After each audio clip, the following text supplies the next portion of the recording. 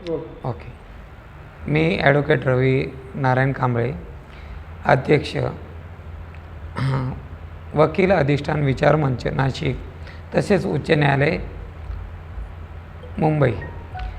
मित्रांनो, मी वकील अधिष्ठान विचार मंचद्वारे शिवशाहीर साहित्यरत्न डॉक्टर अण्णाभाऊ साठे यांच्या 106व्या जयंतीनिमित्त परिसंवाद ठेवलेला आहे.